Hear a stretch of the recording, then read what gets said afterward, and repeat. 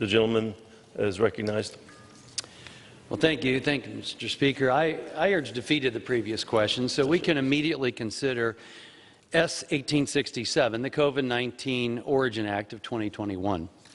The coronavirus pandemic has been marred by fear, confusion, and mistrust, and it appears very possible that this virus was genetically engineered through gain-of-function research in a lab at the Wuhan Institute of Virology, making the virus more contagious to human beings.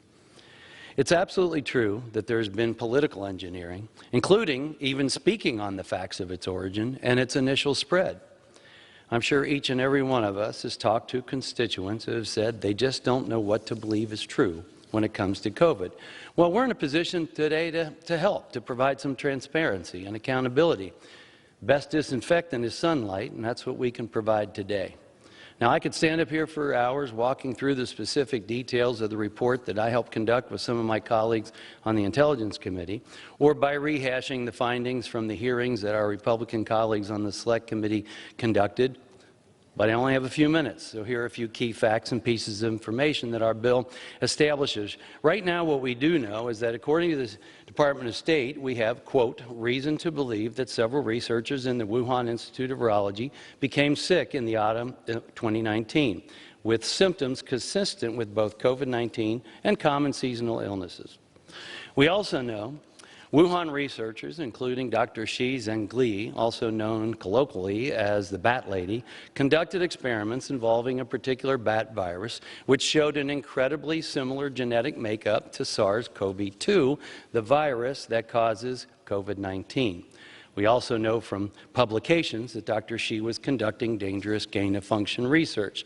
Further, we know that the Wuhan Institute, which presents itself as a civilian institution, has received U.S. taxpayer dollars through grants to the EcoHealth Alliance. The lab has collaborated on projects for China's military. Finally, there's no animal intermediary found. As scientists have stated, COVID-19 in its present form would have taken years to develop naturally in its infectious state, yet it did not. Rather, it was seemingly immediate.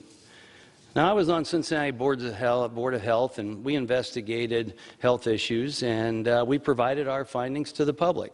And we never saw anything like this pandemic, but we played a key role in keeping our community healthy by preventing smaller outbreaks from happening again. That's why, given these facts, this bill calls for three things. The bill first establishes that we must identify the precise origins of COVID-19 because it's critical for preventing a similar pandemic in the future. Earlier this year, CDC Director Robert Redfield stated the most likely etiology of this pathogen in Wuhan was from a laboratory. Even Director General Tedros of the World Health Organization acknowledges that COVID-19 may have originated in a lab and thought it was worth investigating.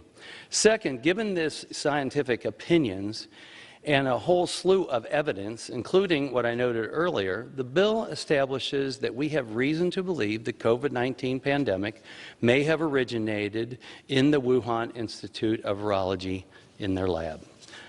Finally, and this goes back to my original point about transparency, the bill requires the Director of National Intelligence to declassify as much evidence as possible that they can of what they know about the origin of COVID-19, what activity the Wuhan lab was conducting, and what we know about the researchers who reportedly fell ill back in 2019.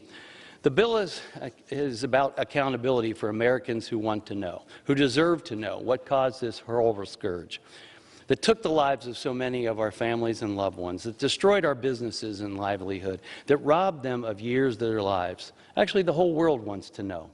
It's critical to inform Congress so we can better prepare to stave off the next pandemic. I know some of my colleagues on the other side of the aisle have recently asked our leaders to establish a committee to do just that.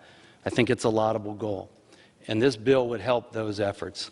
I can't stress enough that this bill is not controversial by any means. In fact, it passed the Senate in May with unanimous consent. Not one senator objected, not Senators Cruz or Rand Paul, not Bernie Sanders or Elizabeth Warren. If those four members can get on board with this bill, should not we be able to do the same? Mr. Speaker, I urge defeat of the previous question and for immediate consideration of S. 1867. It's for transparency, It's for accountability.